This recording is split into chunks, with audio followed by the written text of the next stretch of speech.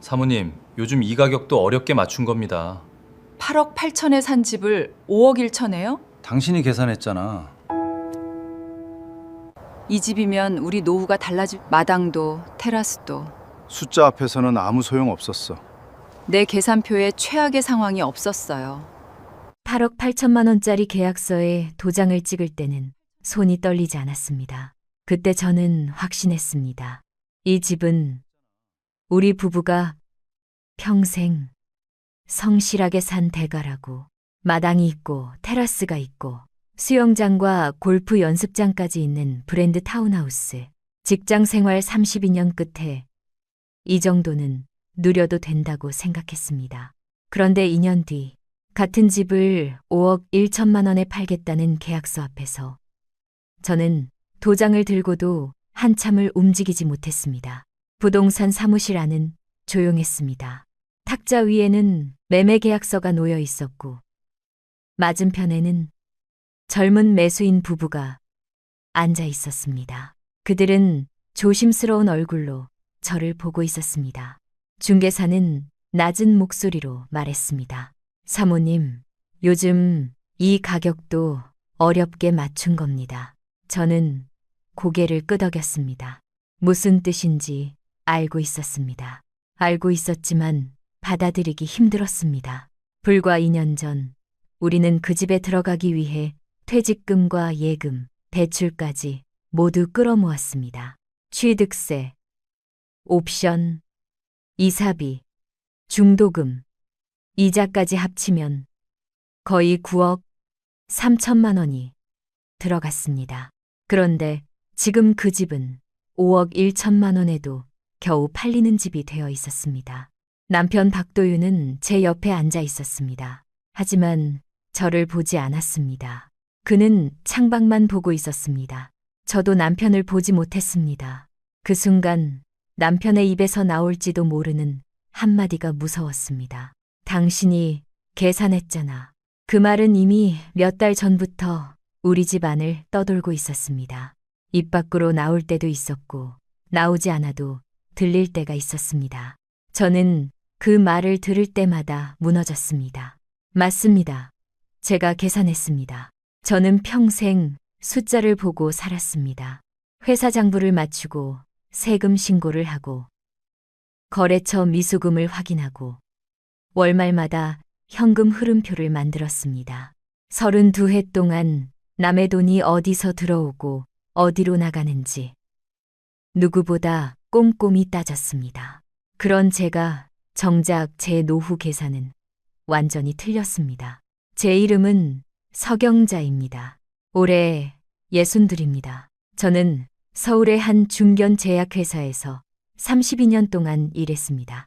처음에는 격리 직원으로 들어갔고 마지막에는 회계팀장 자리까지 갔습니다. 화려한 직장은 아니었습니다. 하지만 안정적이었습니다. 매달 월급이 나왔고 연말이면 상여금이 들어왔고 회사가 크게 흔들린 적도 없었습니다. 저는 늘 성실하게 살면 노후도 크게 흔들리지 않을 거라고 믿었습니다. 월급을 받으면 먼저 적금을 넣었습니다. 아이 학원비를 내고 생활비를 정리하고 남는 돈은 예금으로 돌렸습니다. 주식도 조금 해본 적은 있지만 큰 돈은 넣지 않았습니다. 위험한 투자는 성격에 맞지 않았습니다.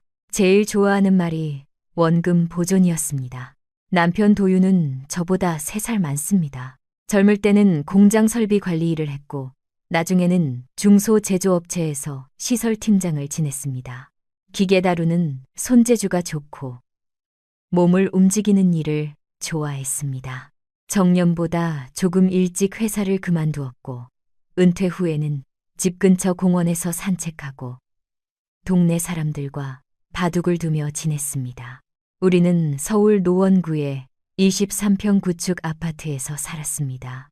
낡은 집이었습니다. 엘리베이터는 자주 고장났고 주차장은 늘 부족했습니다. 위층 아이가 뛰면서 천장이 울렸고 겨울에는 베란다 창틈으로 찬바람이 들어왔습니다. 그래도 편했습니다. 걸어서 5분이면 내과가 있었습니다. 약국은 아파트 상가 1층에 있었습니다. 버스 정류장은 바로 앞에 있었고 지하철역도 멀지 않았습니다. 딸 세린이 사는 곳도 차로 30분이면 닿았습니다. 집은 작았지만 빚은 없었습니다. 지금 생각하면 그게 얼마나 큰 복이었는지 모릅니다. 그때는 몰랐습니다.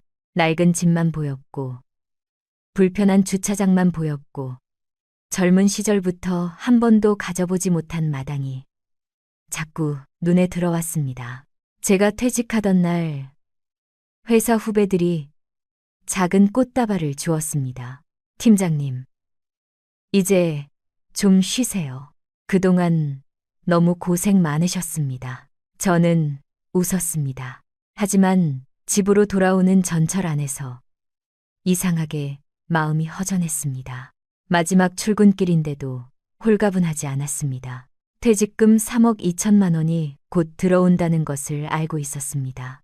개인연금과 국민연금, 남편의 연금을 합치면 매달 570만 원 정도의 고정 수입도 있었습니다. 숫자로 보면 나쁘지 않았습니다. 그런데 불안했습니다. 월급은 내가 아직 세상에 필요한 사람이라는 증거 같았고, 연금은 지나간 시간을 정산받는 돈처럼 느껴졌습니다. 집에 오니 남편이 저녁을 차려놓고 있었습니다. 된장찌개와 계란말이, 김치, 멸치볶음, 투박한 상이었지만 따뜻했습니다. 남편이 말했습니다. 이제 당신도 좀 쉬어. 32해를 장부랑 싸우며 살았잖아. 저는 숟가락을 들고도 대답하지 못했습니다.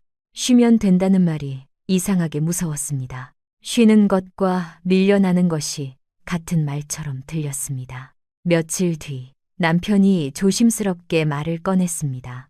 경자야. 저는 남편을 봤습니다. 왜 갑자기 그런 말을 해요? 그냥 아파트가 너무 답답해서. 당신도 퇴직했는데 우리도 이제 조금은 다른 데서 살아봐도 되지 않나 싶어. 어디? 남편은 잠시 머뭇거리더니 말했습니다. 마당 있는 집. 그 말에 저는 웃었습니다. 전원주택은 안 돼요. 우리 나이에 그걸 어떻게 관리해요? 전원주택 말고 요즘 타운하우스 있잖아. 단지형으로 관리도 해주고 브랜드도 있고 커뮤니티 시설도 있는데. 타운하우스, 그 단어가 제 마음속에 조용히 들어왔습니다. 전원주택은 부담스럽지만 타운하우스라면 괜찮지 않을까? 마당은 있지만 너무 외롭지 않고 단지 안에 이웃도 있고 관리도 어느 정도 해준다고 하지 않나. 저도 모르게 휴대폰을 꺼내 검색했습니다. 경기도 타운하우스, 프리미엄 단지, 브랜드 타운하우스. 사진들이 쏟아졌습니다. 잔디가 깔린 작은 정원, 햇빛 들어오는 거실, 넓은 테라스, 단지 안 수영장, 피트니스 센터, 북카페 골프 연습장. 제가 평생 살던 구축 아파트와는 다른 세계였습니다. 남편은 화면을 보며 눈을 반짝였습니다. 이런 데서 아침에 커피 마시면 좋겠다. 나는 마당 한쪽에 토마토 심고 저는 괜히 핀잔을 주었습니다. 당신이 토마토를 키워요? 화분도 말려 죽이는 사람이. 남편은 웃었습니다. 은퇴하면 달라지지. 시간도 많은데. 그날 밤 저는 잠들기 전까지 타운하우스 사진을 계속 봤습니다. 거실 통창 앞에 앉아 책을 읽는 제 모습을 상상했습니다. 아침마다 수영장에 가고 점심에는 정원에서 차를 마시고 저녁에는 남편과 테라스에서 밥을 먹는 노후. 솔직히 설뭅습니다. 평생 절약만 하며 살았다는 생각이 들었습니다. 회사에서는 늘 비용을 줄이라고 말했고 집에서는 늘 쓸데없는 지출을 막았습니다. 그렇게 살아서 모은 돈이 있는데 마지막까지 낡은 아파트에서만 살아야 하나. 한 번쯤은 좋은 집에서 살아봐도 되지 않을까. 그 생각이 저를 흔들었습니다. 주말에 우리는 경기도 파주 외곽에 있는 모델하우스로 갔습니다. 단지 이름은 라온 포레스트였습니다. 이름부터 예뻤습니다. 입구에는 커다란 현수막이 걸려 있었습니다. 브랜드 프리미엄 타운하우스. 품격 있는 은퇴 생활. 마당과 커뮤니티를 동시에 누리는 새로운 주거. 모델하우스 안은 호텔 로비처럼 꾸며져 있었습니다. 직원들 단정한 정장을 입고 있었고 젊은 상담 직원이 우리를 맞았습니다. 두 분 실거주 목적이세요? 남편이 대답했습니다. 네, 이제 은퇴해서 조용히 살 집을 찾고 있습니다. 직원은 바로 웃었습니다. 그럼 정말 잘 오셨어요. 요즘 은퇴하신 분들이 제일 많이 찾는 타입입니다. 아파트는 답답하고 전원주택은 관리가 부담스러우니까요.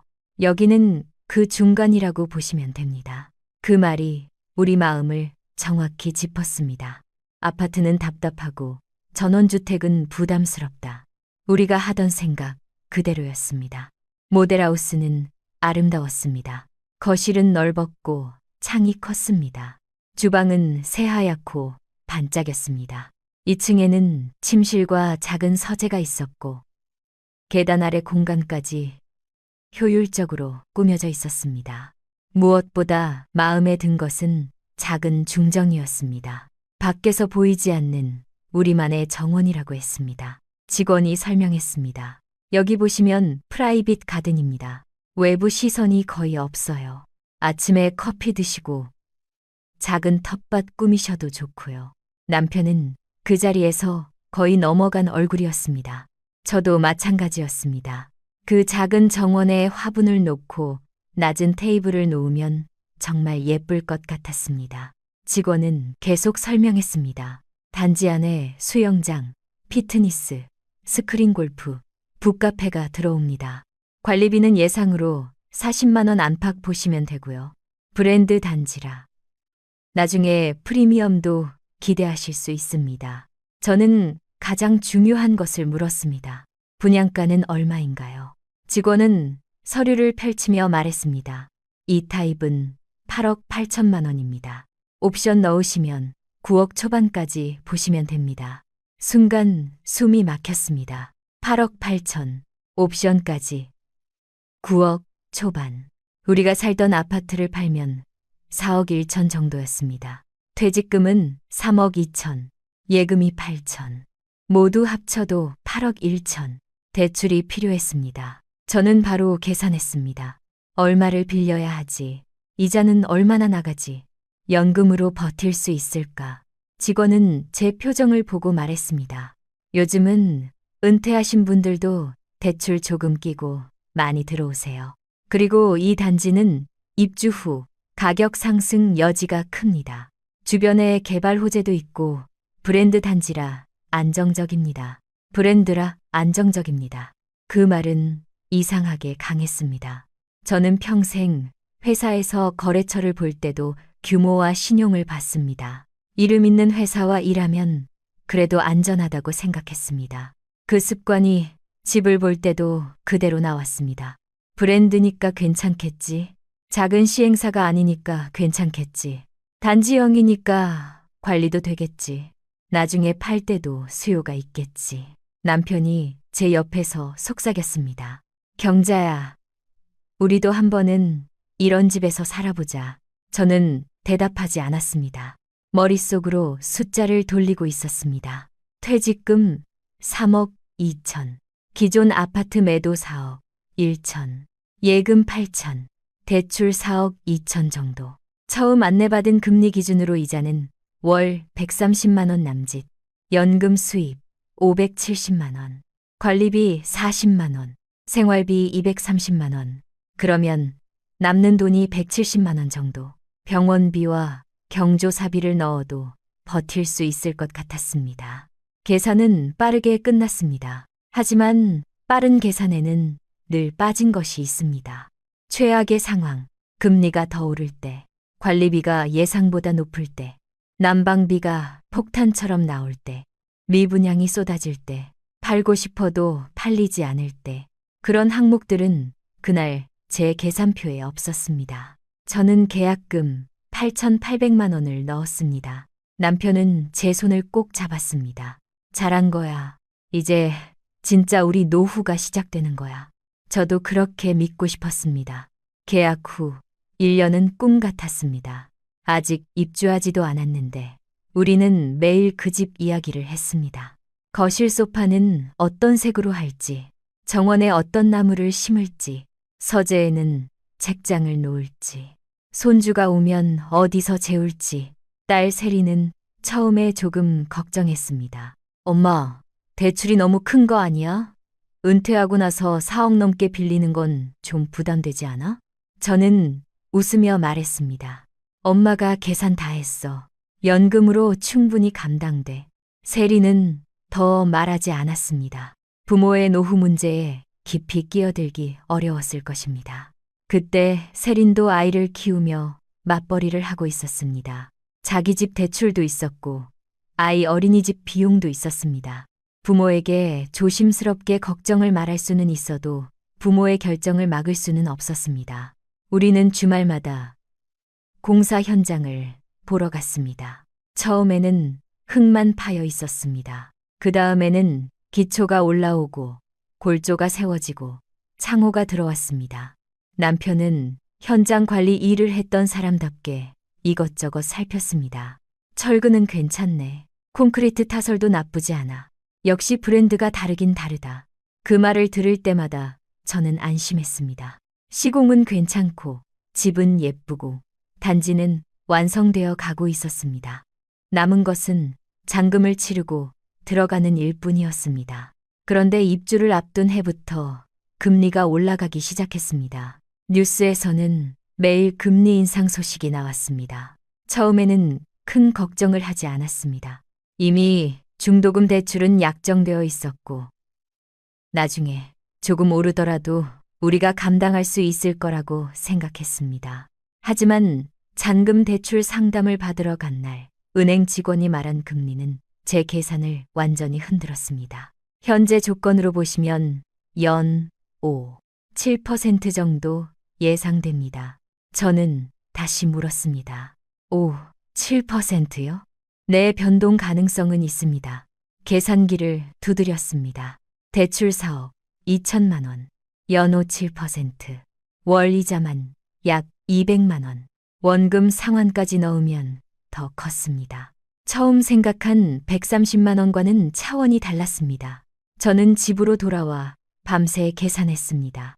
연금 수입 570만 원, 이자 200만 원, 관리비 40만 원 예상, 생활비 230만 원, 남는 돈 100만 원. 아직은 버틸 수 있었습니다. 하지만 이건 관리비가 40만 원일 때 이야기였습니다. 난방비가 적게 나올 때 이야기였습니다. 병원비가 없을 때 이야기였습니다. 집값이 떨어지지 않을 때 이야기였습니다. 남편은 제 표정을 보며 말했습니다. 너무 걱정하지 마. 입주하고 나면 시세도 오를 거야. 그 직원도 프리미엄 붙는다고 했잖아. 저는 그 말을 믿고 싶었습니다. 이미 계약금과 중도금을 넣었습니다. 이제 와서 포기하면 수억 원이 날아갈 수 있었습니다. 사람은 한 번 큰 돈을 넣으면 판단이 더 어려워집니다. 처음에는 신중했던 사람도 돈이 들어간 뒤에는 그 결정을 지키기 위해 더 많은 이유를 찾습니다. 저도 그랬습니다. 괜찮다. 브랜드 단지다. 신도시 개발이 끝나면 오른다. 몇 년만 버티면 된다. 그렇게 스스로를 설득했습니다. 입주일이 왔습니다. 처음 열쇠를 받던 날 저는 정말 행복했습니다. 거실 문을 열자 새집 냄새가 났습니다. 햇빛이 바닥에 반짝였고 주방 상판은 아직 먼지 하나 없이 깨끗했습니다. 정원에는 잔디가 깔려 있었고 작은 나무 한 그루가 심겨 있었습니다. 남편은 마당에 서서 아이처럼 웃었습니다. 여기다 방울토마토 심자. 저도 웃었습니다. 먼저 흙부터 제대로 알아봐요. 그날 저녁 우리는 테라스에 작은 접이식 테이블을 놓고 김밥을 먹었습니다.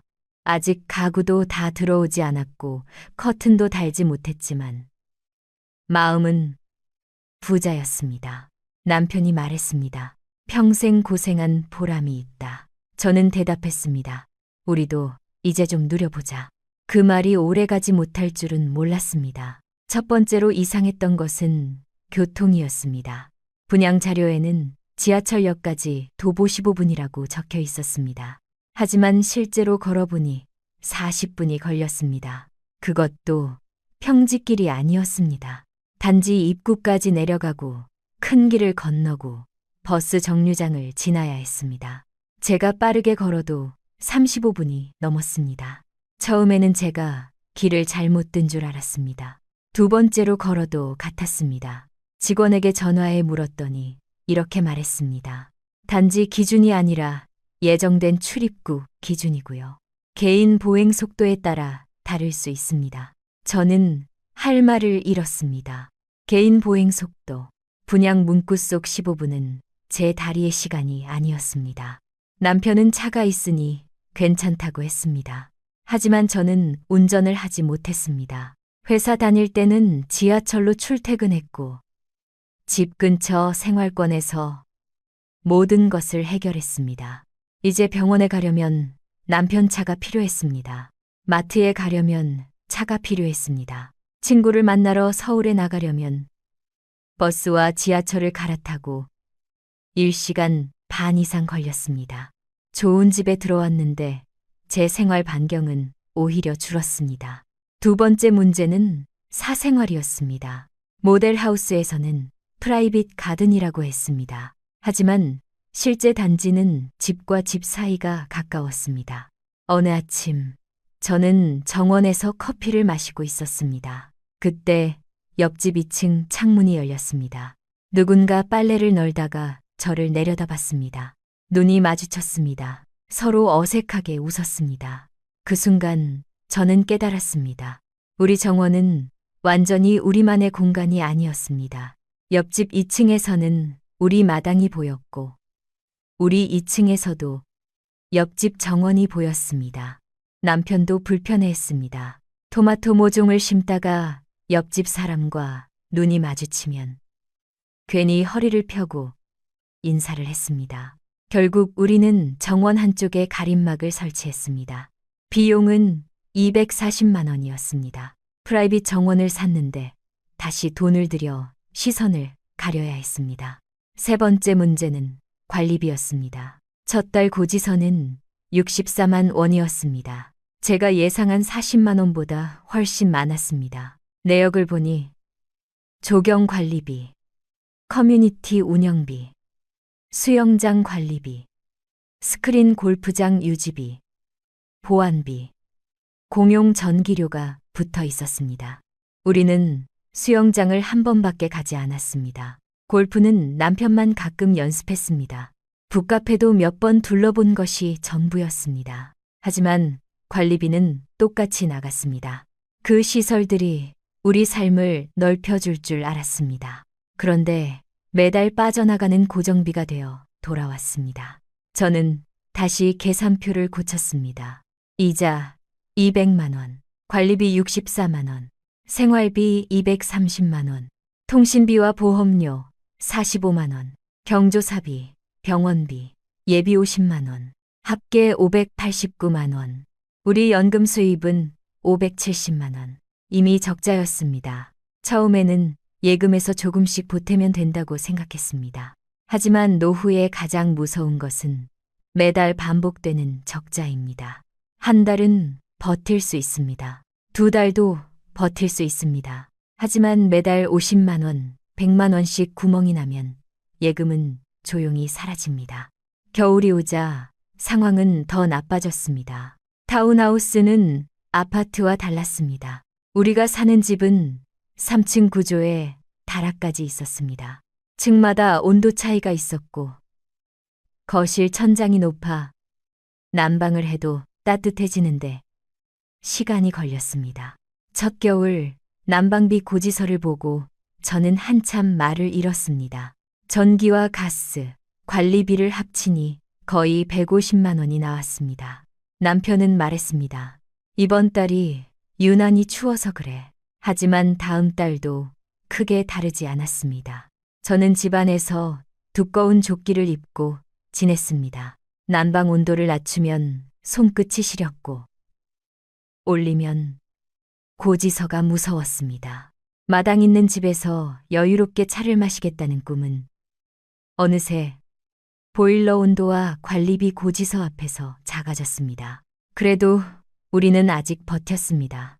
왜냐하면 집값이 오를 거라고 믿었기 때문입니다. 입주자 단체 채팅방에는 매일 개발 호재 이야기가 올라왔습니다. 근처에 쇼핑몰이 들어온다. 교통망이 좋아질 것이다. 지하철 연장 이야기가 있다. 봄이 되면 시세가 오른다. 누군가는 부동산 앱 화면을 캡처해 올렸습니다. 같은 평형호가 9억 5천, 어떤 집은 9억 8천. 그 숫자들을 보면 마음이 놓였습니다. 우리가 틀리지 않았구나. 조금만 버티면 되겠구나. 하지만 호가는 희망이고 실거래가는 현실입니다. 저는 그 차이를 너무 늦게 배웠습니다. 처음 균열은 미분양 소식에서 왔습니다. 입주한 지 8개월쯤 되었을 때 단지 안에 아직 팔리지 않은 집이 많다는 말이 돌기 시작했습니다. 처음에는 믿지 않았습니다.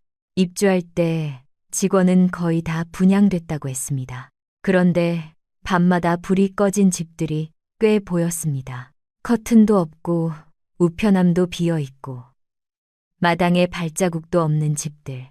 빈집은 생각보다 많았습니다. 입주자 카페에 글이 올라왔습니다. 미분양 물량이 신탁사 공매로 넘어간다는 내용이었습니다. 저는 처음엔 무슨 말인지 이해하지 못했습니다. 시행사가 자금난을 겪고 있고 남은 물량이 할인되어 나올 수 있다는 것이었습니다.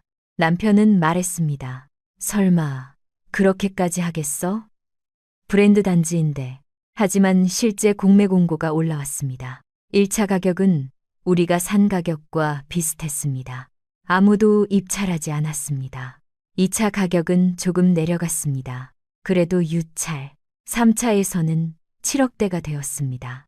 그때부터 입주자 단체 채팅방은 전쟁터가 되었습니다. 우리는 8억 8천에 샀는데 새로 들어오는 사람은 7억대에 산다고요? 이러면 기존 입주민 자산 가치는 누가 책임집니까? 소송해야 합니다. 언론에 제보합시다.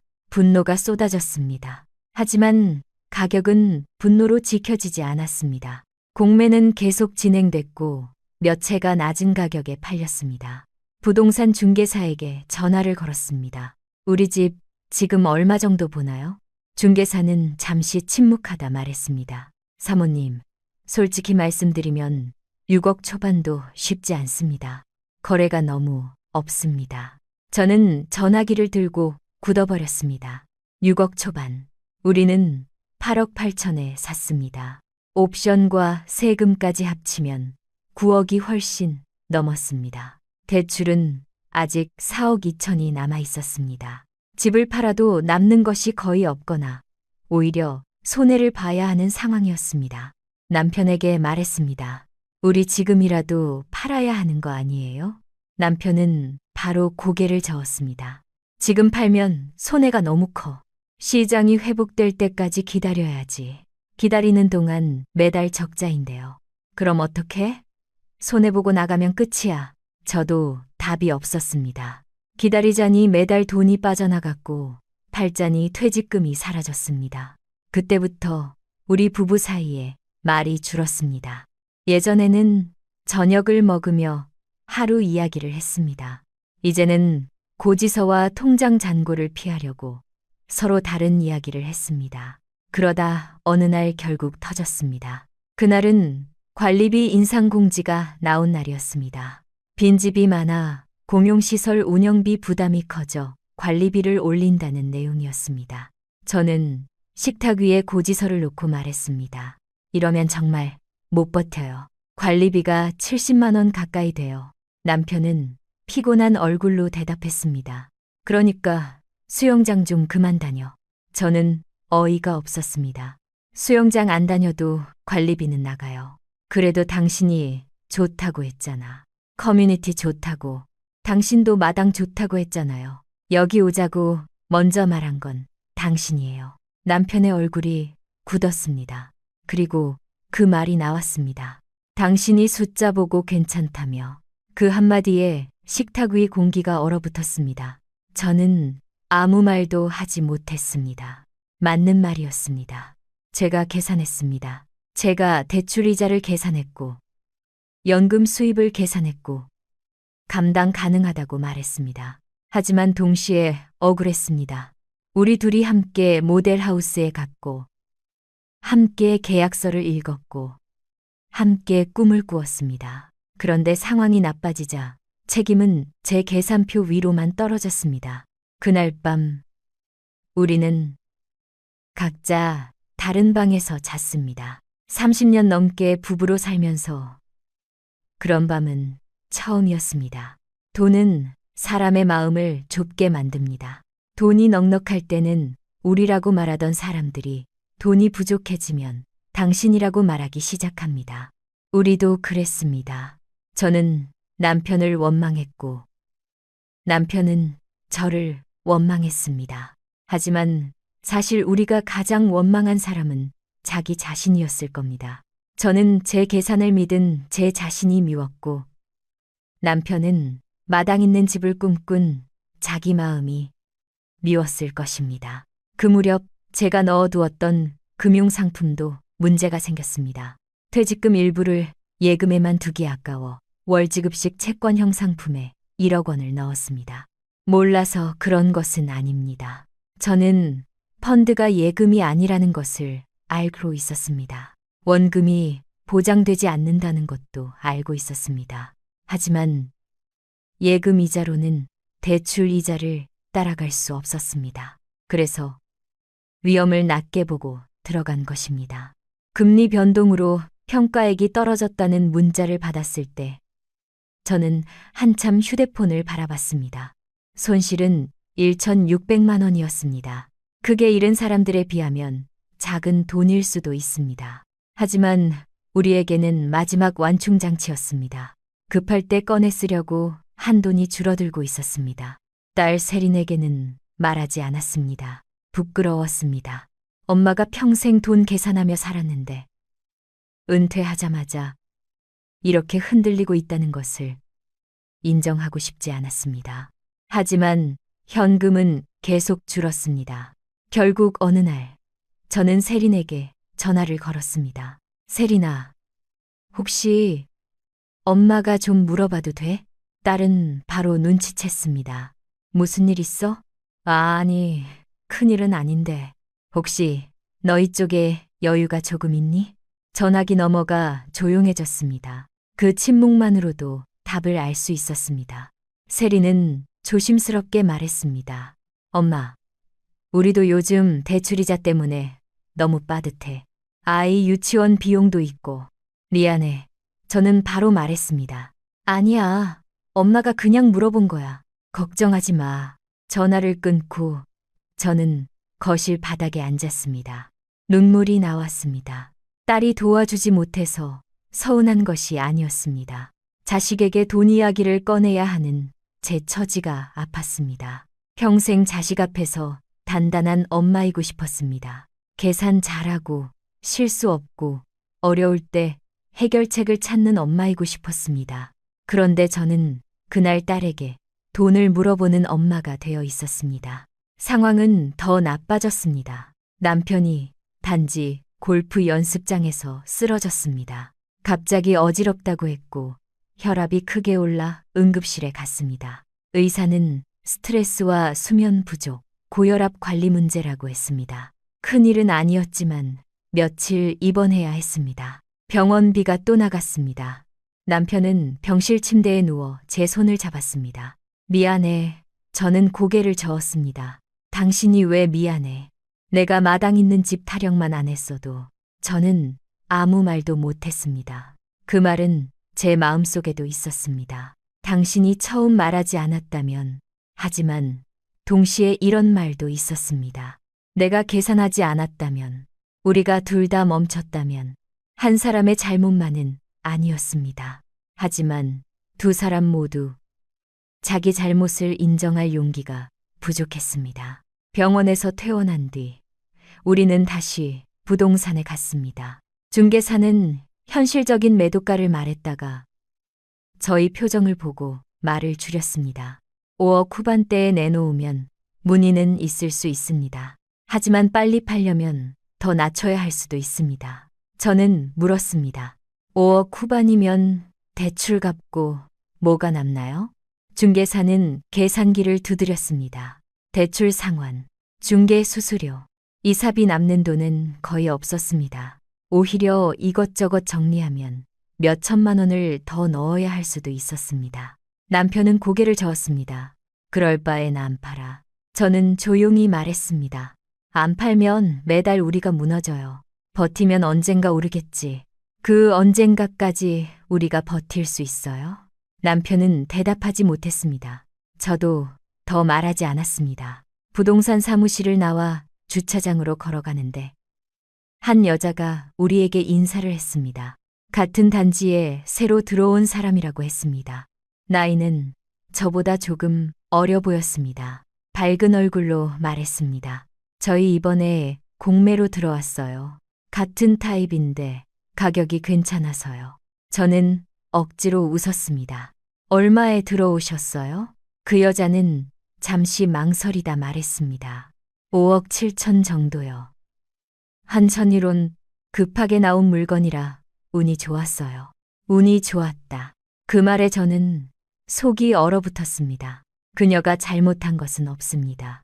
그녀는 시장 가격에 맞춰 산 것뿐입니다. 하지만 우리는 같은 단지, 같은 구조의 집을 거의 3억 원 더 비싸게 샀습니다.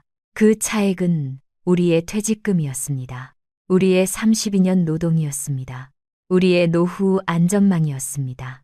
그날 집에 돌아와 저는 정원에 앉았습니다. 가림막 뒤로 바람이 지나갔습니다. 처음에는 예뻤던 정원이 이제는 답답해 보였습니다. 마당 한쪽에는 잡초가 자라 있었습니다. 남편이 심은 토마토는 제대로 열리지 못했고 화분 몇 개는 말라 있었습니다. 테라스 테이블에는 먼지가 쌓여 있었습니다. 우리가 꿈꾼 여유로운 노후는 그곳에 없었습니다. 그 대신 대출이자, 관리비, 난방비, 손실, 원망이 있었습니다. 저는 그날 처음으로 큰 소리로 말했습니다. 팔자 남편은 거실에서 저를 봤습니다. 그 가격에? 응. 그 가격에라도. 그러면 우리가 잃은 돈은? 이미 잃었어. 집을 붙잡고 있다고 돌아오지 않아. 남편은 한참 말이 없었습니다. 저는 계속 말했습니다. 나도 인정하기 싫어. 내가 틀렸다는 거. 내가 계산 잘못했다는 거. 그런데 이 집을 지키다가 우리 둘이 먼저 무너지겠어. 그 말에 남편의 눈빛이 흔들렸습니다. 그날 밤 우리는 오래 이야기했습니다. 처음으로 서로를 탓하지 않고 이야기했습니다. 남편은 말했습니다. 당신한테 책임을 미룬 거 미안해. 사실 나도 이 집이 너무 갖고 싶었어. 마당에서 뭘 키우고 친구들 불러서 고기 굽고 그런 생각에 들떴어. 저도 말했습니다. 나도 미안해. 내가 숫자를 너무 쉽게 봤어. 회사 장부라면 절대 안 했을 계산을 내 노후에는 해버렸어. 남편은 제 손을 잡았습니다. 오랜만이었습니다. 그 손은 예전보다 거칠고 차가웠습니다. 우리는 그날 밤 울지 않았습니다. 너무 많이 지쳐서 눈물도 나오지 않았습니다. 다만 둘 다 알았습니다. 이제는 집보다 우리 둘을 먼저 지켜야 한다는 것을. 집은 결국 5억 1천만 원에 팔렸습니다.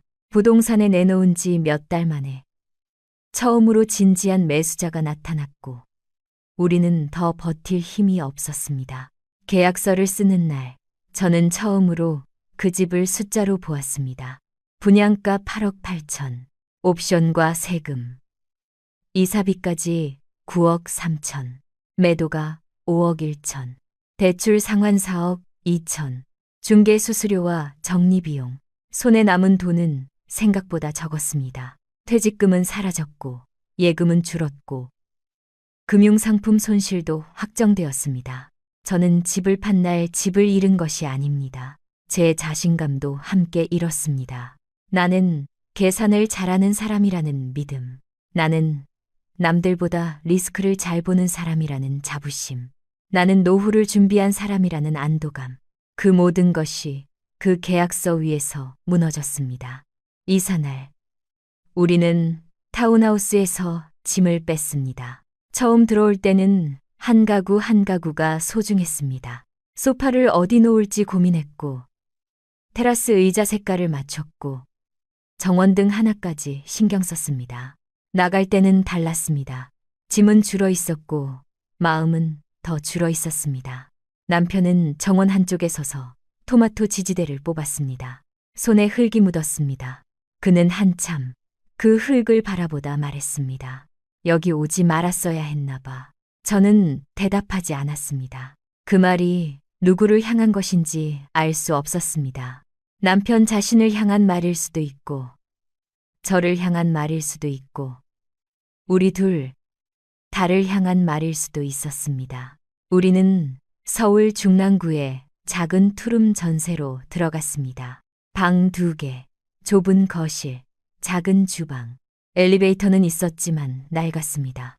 정원도 없고, 테라스도 없고, 수영장도 없고, 골프 연습장도 없었습니다. 하지만 관리비는 14만 원이었습니다. 지하철역까지 걸어서 8분이었습니다. 병원은 길 건너에 있었습니다. 마트는 골목 끝에 있었습니다. 처음 그 집에서 저녁을 먹던 날, 우리는 컵라면을 먹었습니다. 냄비도 제대로 정리되지 않았고, 반찬도 없었습니다. 남편은 말없이 라면을 먹었습니다. 저도 말없이 먹었습니다. 좁은 거실에 이사 박스가 쌓여 있었고, 창밖으로는 옆 건물 벽이 보였습니다. 타운하우스 거실 통창과는 비교할 수도 없는 풍경이었습니다. 그런데 이상하게 숨이 조금 편했습니다. 고지서를 생각하며 불안해하지 않아도 되는 집. 난방비 때문에 온도를 올릴지 말지 싸우지 않아도 되는 집. 팔리지 않을까봐 매일 부동산 앱을 열지 않아도 되는 집. 그 집은 초라했지만 우리를 덜 괴롭혔습니다. 그러나 현실은 여전히 남아 있었습니다. 돈이 필요했습니다. 연금만으로도 기본 생활은 가능했지만 잃은 돈을 조금이라도 메우고 싶었습니다. 앞으로 병원비와 노후를 생각하면 다시 현금을 모아야 했습니다. 저는 일자리를 알아보기 시작했습니다. 62의 전직 회계팀장. 경력은 길었지만 나이는 무거웠습니다. 사무직은 쉽지 않았습니다. 파트타임 회계 보조도 젊은 사람을 원했습니다. 몇 군데 이력서를 넣었지만 연락이 없었습니다. 그러다 집 근처 대형마트 계산보조 공고를 받습니다. 하루 6시간, 주 5일, 월 150만 원 안팎. 처음에는 화면만 바라봤습니다. 내가 계산대에 선다고? 평생 회사 장부를 보던 내가 손님 물건을 찍고 봉투를 건네는 일을 한다고? 자존심이 올라왔습니다. 하지만 곧 통장 잔고가 떠올랐습니다. 자존심은 생활비를 내주지 않습니다. 저는 지원했습니다. 면접을 보러 간 날, 매장 관리자는 제 이력서를 보며 말했습니다. 회계팀장까지 하셨네요. 이런 일 괜찮으시겠어요? 저는 잠시 망설이다 대답했습니다. 처음부터 배우겠습니다. 오래 일했습니다. 성실한 건 자신 있습니다. 그는 고개를 끄덕였습니다. 며칠 뒤 출근하라는 연락이 왔습니다. 첫 출근 날, 저는 마트 유니폼을 입었습니다. 거울 속 제 모습이 낯설었습니다. 회사에서 입던 정장도 아니고 퇴직 후 입던 편한 옷도 아니었습니다. 가슴에는 이름표가 달려 있었습니다. 서경자 그 세 글자가 이상하게 크게 보였습니다. 계산대 앞에 서니 손이 떨렸습니다. 바코드를 찍고 포인트 적립을 묻고 봉투가 필요한지 확인하고 카드 결제를 도와야 했습니다. 처음에는 실수도 많았습니다. 과일 코드를 잘못 누르고 할인 쿠폰 적용을 놓치고 손님이 묻는 행사 내용을 몰라 당황했습니다. 젊은 직원이 옆에서 도와주었습니다. 선생님, 천천히 하시면 돼요. 선생님 그 말이 위로인지 배려인지 알 수 없었지만 저는 고개를 숙였습니다. 퇴근 후 집에 오면 다리가 아팠습니다. 손목도 뻐근했습니다. 남편은 그 무렵 아파트 야간 경비 일을 시작했습니다. 처음에는 자기가 할 수 있다고 큰 소리 쳤지만 새벽 근무는 쉽지 않았습니다. 밤새 순찰을 돌고 택배실을 정리하고 민원 전화를 받았습니다. 아침에 돌아오면 얼굴이 푸석했습니다. 우리 부부는 다시 일하기 시작했습니다. 꿈꾸던 노후와는 전혀 달랐습니다. 하지만 적어도 돈은 조금씩 들어왔습니다. 제 월급 150만 원, 남편 경비 월급 210만 원, 연금 570만 원. 합치면 이전보다 현금 흐름은 나아졌습니다. 아이러니했습니다. 9억짜리 집에 살 때보다 작은 투룸에 살며 일할 때 마음이 조금 더 안정되었습니다. 비싼 집보다 확실한 현금 흐름이 더 중요하다는 것을 몸으로 배웠습니다. 어느 날 마트에서 예전 회사 후배를 만났습니다. 그는 계산대 앞에서 저를 보고 멈칫했습니다. 팀장님? 저는 순간 웃는 법을 잊었습니다. 그는 제 유니폼과 이름표를 보고 다시 제 얼굴을 봤습니다. 여기서 일하세요? 저는 짧게 웃었습니다. 집 근처라 운동 삼아 거짓말이었습니다. 운동 삼아가 아니라 생활비 때문이었습니다. 하지만 그 말을 할 용기가 없었습니다. 후배는 어색하게 물건을 계산하고 나갔습니다. 그가 돌아서는 뒷모습을 보는데 눈앞이 흐려졌습니다. 쉬는 시간에 직원 휴게실에 들어가 한참 울었습니다. 부끄러웠습니다. 그런데 울고 나니 이상하게 마음이 가벼워졌습니다. 나는 지금 도둑질을 하는 것도 아니고 남에게 손 벌리는 것도 아니고 내 손으로 돈을 벌고 있습니다. 그 사실이 조금씩 저를 붙잡았습니다. 그날 밤 집에 돌아오니 남편이 라면을 끓이고 있었습니다. 좁은 주방에서 물이 끓고 있었습니다. 남편은 제 얼굴을 보더니 물었습니다. 울었어? 저는 고개를 끄덕였습니다. 회사 후배를 만났어. 남편은 아무 말 없이 라면을 2그릇으로 나눴습니다. 그리고 식탁에 앉아 말했습니다. 나도 어제 예전 현장 사람 만났어. 경비복 입고 있으니까 처음엔 못 알아보더라.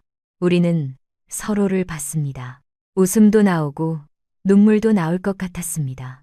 남편이 말했습니다. 그래도 우리 일하고 있잖아. 저는 젓가락을 들며 대답했습니다. 적어도 포기하진 않았어. 그날 먹은 라면은 이상하게 따뜻했습니다. 타운하우스 테라스에서 마시던 와인보다 더 따뜻했습니다. 그날 이후로 우리는 조금씩 회복했습니다. 한 달에 100만 원씩 따로 모으기 시작했습니다. 처음에는 작아 보였습니다. 하지만 잃어버린 돈만 생각하면 아무것도 시작할 수 없습니다. 우리는 다시 작은 숫자부터 쌓기로 했습니다. 예전에 저는 큰 돈만 보았습니다. 8억 8천, 9억 3천, 5억 1천, 3억 손실. 그 숫자들이 저를 짓눌렀습니다. 이제는 작은 숫자를 봅니다. 오늘 번 시급, 이번 달 저축 100만 원, 관리비 14만 원, 병원비 3만 8천 원, 마트에서 할인받은 7천 원. 이 작은 숫자들이 다시 저를 살렸습니다. 딸 세린도 우리 집에 자주 오기 시작했습니다. 예전 타운하우스는 마음 먹고 운전해야 올 수 있었습니다. 길도 멀고 주말에는 막혔습니다. 지금 집은 지하철로 올 수 있었습니다. 손주가 작은 거실에서 장난감을 펼쳐놓고 놀았습니다. 마당은 없었습니다. 하지만 아이 웃음은 더 가까웠습니다. 세린이 어느 날 말했습니다. 엄마, 나 그때 더 말렸어야 했나 봐. 저는 고개를 저었습니다. 아니야, 엄마. 아빠가 결정한 일이야. 너는 내 삶이 있었고. 그래도 속상해. 저는 딸의 손을 잡았습니다. 속상해 하지 마. 엄마도 이제 배웠어. 너무 비싸게 배웠지만 세리는 울었습니다. 저도 울었습니다. 그 울음 속에는 후회도 있었고, 미안함도 있었고, 이상하게 안도도 있었습니다. 가족이 다시 가까워지고 있었습니다. 우리가 잃은 것은 컸지만 모든 것을 잃은 것은 아니었습니다. 지금도 저는 가끔 타운하우스 광고를 봅니다. 햇빛 좋은 정원, 멋진 테라스, 프리미엄 커뮤니티, 브랜드같이 예전 같으면 다시 마음이 흔들렸을 것입니다. 하지만 이제는 사진 뒤에 숫자가 보입니다. 대출이자, 관리비, 난방비, 교통비, 공실 위험, 미분양 공매, 실거래가 팔리지 않을 때의 고통. 호가는 사람을 위로하지만 통장은 거짓말하지 않습니다. 광고 속 정원은 아름답지만 매달 빠져나가는 고정비는 냉정합니다. 브랜드는 벽에 붙은 이름일 뿐입니다. 내 통장에서 돈이 빠져나갈 때 그 브랜드가 대신 내주지는 않습니다. 저는 이것을 너무 늦게 알았습니다. 하지만 지금이라도 알았으니 남은 시간은 다르게 살려고 합니다. 여러분, 은퇴 후 집을 바꾸려는 분들이 있다면 꼭 묻고 싶습니다. 그 집이 정말 필요한 집입니까? 아니면 지금의 허전함을 덮기 위한 집입니까? 그 집을 사고 나서도 매달 웃을 수 있습니까? 금리가 2배로 올라가도 버틸 수 있습니까? 관리비가 예상보다 30만 원 더 나와도 괜찮습니까? 겨울 난방비가 80만 원, 100만 원이 나와도 감당됩니까? 팔고 싶을 때 바로 팔릴 집입니까? 호가가 아니라 실제 거래가를 확인했습니까? 미분양은 없는지, 공매 물량은 없는지, 주변에 같은 집이 얼마나 쌓여 있는지 봤습니까? 그리고 가장 중요한 질문. 퇴직금을 모두 넣고도 마음이 편합니까? 퇴직금은 여유돈이 아닙니다. 노후의 마지막 방어선입니다. 그 돈을 한 번에 움직일 때는 꿈보다 먼저 최악의 상황을 계산해야 합니다. 저는 그 방어선을 너무 쉽게 허물었습니다. 마당 있는 노후라는 말에 흔들렸고, 브랜드라는 말에 안심했고, 프리미엄이라는 말에 귀가 열렸습니다. 하지만 노후는 프리미엄으로 사는 것이 아닙니다. 현금 흐름으로 버티는 것입니다. 매달 들어오는 돈과 매달 나가는 돈, 그 차이가 노후의 평화를 결정합니다. 집이 크다고 마음이 편한 것이 아닙니다. 관리비가 작고 빚이 적고 병원이 가깝고 가족이 쉽게 올 수 있고 내가 감당할 수 있을 때 마음이 편합니다. 지금 우리가 사는 투룸은 자랑할 집이 아닙니다. 누구를 초대해 보여주고 싶은 집도 아닙니다. 하지만 이 집에서는 밤에 잠이 옵니다. 난방 온도를 올리면서 죄책감을 느끼지 않습니다. 관리비 고지서를 보고 숨이 막히지 않습니다. 비가 와도 마당을 걱정하지 않습니다. 수영장을 안 썼는데도 돈을 낸다는 억울함이 없습니다. 작지만 우리 형편에 맞습니다. 그것이 얼마나 중요한지 이제야 알았습니다. 남편과 저는 주말마다 근처 공원을 걷습니다. 공원 벤치에 앉아 편의점 커피를 마십니다. 예전 같으면 그런 커피를 초라하게 여겼을지도 모릅니다. 지금은 아닙니다. 그 커피값을 내고도 마음이 불안하지 않으면 그것으로 충분합니다. 남편은 가끔 말합니다. 우리 너무 멀리 돌아왔다. 저는 대답합니다. 그래도 돌아오긴 했잖아요. 맞습니다. 우리는 돌아왔습니다. 큰 집에서 작은 집으로, 브랜드에서 현실로, 로망에서 생활로, 원망에서 다시 손잡는 자리로. 실패가 없었다면 좋았을 것입니다. 하지만 이미 지나간 일입니다. 중요한 것은 그 실패가 우리를 완전히 끝내지 않았다는 것입니다. 우리는 다시 일하고 있습니다. 다시 모으고 있습니다. 다시 웃고 있습니다. 62의 마트 계산대에 서는 일이 제가 꿈꾼 노후는 아니었습니다. 65 남편이 야간 경비를 서는 일도 우리가 원한 인생은 아니었습니다. 하지만 부끄럽지는 않습니다. 우리는 남은 삶을 포기하지 않았습니다. 그것이 지금 우리에게 남은 가장 큰 자산입니다. 저는 오늘도 마트 계산대에 섭니다. 손님이 물건을 올려놓으면 바코드를 찍습니다. 봉투가 필요한지 묻고 영수증을 건넵니다. 가끔 손목이 아프고 다리가 붓습니다. 그래도 월급날이 오면 통장에 돈이 들어옵니다. 그 돈은 작지만 단단합니다. 대출로 만든 집보다 제 손으로 번 150만 원이 더 진짜처럼 느껴집니다. 남편도 오늘 밤 경비실로 갑니다. 낡은 보온병에 따뜻한 차를 담아줍니다. 남편은 문 앞에서 말합니다. 다녀올게. 저는 대답합니다. 조심히 다녀와요. 그 평범한 인사가 예전보다 더 귀하게 느껴집니다. 한때 우리는 9억짜리 집에서 살았습니다. 하지만 그 집 안에서 서로를 잃을 뻔했습니다. 지금 우리는 작은 투룸에서 삽니다. 하지만 다시 서로를 보고 있습니다. 그 차이를 저는 이제 압니다. 좋은 집은 사람을 빛나게 해주는 집이 아닙니다. 사람을 무너뜨리지 않는 집입니다. 내 형편을 넘지 않는 집, 내 잠을 빼앗지 않는 집, 내 배우자와 싸우게 만들지 않는 집, 아플 때 병원에 갈 수 있고 돈이 필요할 때 숨 쉴 여유가 남아있는 집. 그런 집이 노후에 맞는 집입니다. 여러분, 브랜드를 믿지 말라는 뜻이 아닙니다. 좋은 브랜드는 좋은 시공과 관리를 줄 수도 있습니다. 하지만 브랜드가 내 노후를 책임져 주지는 않습니다. 로망을 버리라는 뜻도 아닙니다. 로망은 삶을 따뜻하게 해줍니다. 하지만 로망이 생활비를 벌어주지는 않습니다. 전문가 말을 듣지 말라는 뜻도 아닙니다. 다만 전문가의 말도 내 통장과 내 몸과 내 가족의 현실 위에서 다시 계산해야 합니다. 저는 그 계산을 하지 않았습니다.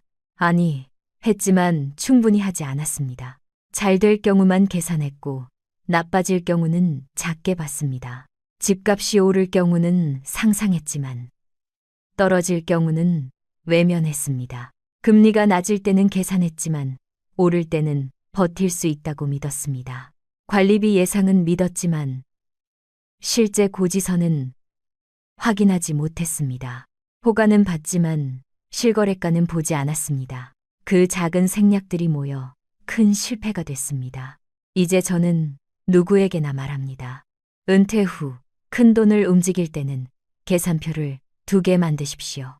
하나는 꿈이 이루어졌을 때의 계산표, 또 하나는 모든 것이 나빠졌을 때의 계산표.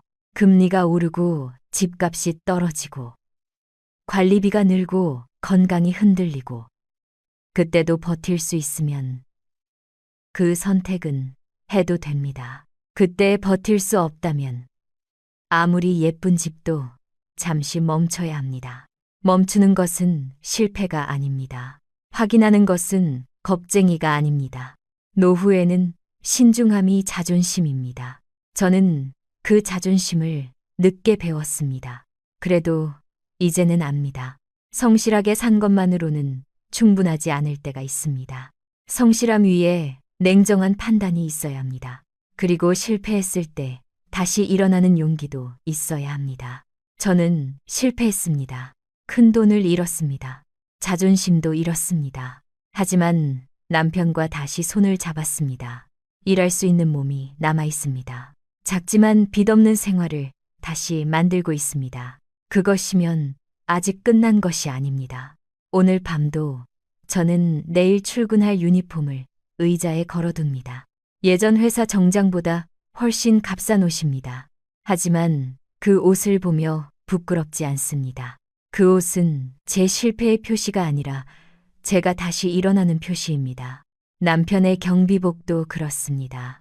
우리가 잃은 돈은 크지만 우리가 아직 지키고 있는 삶도 큽니다.